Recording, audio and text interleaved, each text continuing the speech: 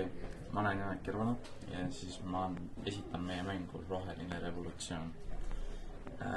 Mängu käik on väga kerge, et kuskil miinimum 2-5 mängijat on siis kuskil laua ümber ja nad pagivad küsimusi. Küsimused on segatud 2 hunnikusse, rasked ja kerged. Kergedesse saad 1 punkti ja raskedesse saad 2 punkti. Mängu võidab see, kellel on mängu lõpuks, ehk siis kui kõik küsimused on ära vastatud, on kõige rohkem punkte. Võtame kiiresti küsimuse. Mis võib olla vee ületarbimise tagajärg?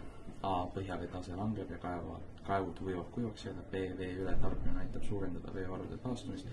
Või C. Vee ületarbimine ei mõjuta loodust, kui vett võetakse ainult jõgedest. Ma pakun, et see on A.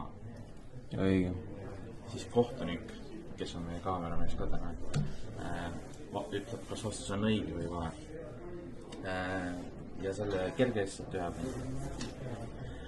Teine küsimus on, mis on ökoloogiline defitsiit? A. Aeg, mil loodus taastab kõik inimtegevuse tekitatud kahjud.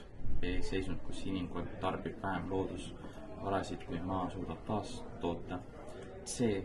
Seisund, kus inimtegevus ületab maa ökosüsteemide võimel taastoota ressursse ja neelata saastet. Või D. Aeg, mil kõik riigid saavutavad süsiniku neutraalsuse. Ma pakun, et see vastus on C. Õige. Nüüd ma olen vastanud kergele ja raskele küsimusele ja mul on 3 punkti. Ütleme, et minu vastajad on ka kergele ja raskele küsimusele vastanud ära. Need on 3 punkti. Ja ma võtan viimase küsimuse. Ületarbimine on. Ja ütleme nüüd teoreetiliselt, ma ootasin 15 sekundit ja ma ei vastanud selle ajaga sellele küsimusele, siis ma ei saa seda punkti ja see kaart läheb lihtsalt ära. Aeg on läbi.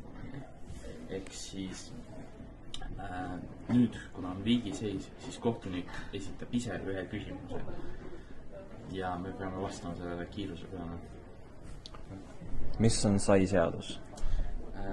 Kahjuks mina ega minu oponent ei tea seda, et kohtunik peab küsima järgmist küsimust. Millise riigi tootmine on 30% ülemaailmsest tootmisest? Ma pakun, et see on Hiina. See on õige.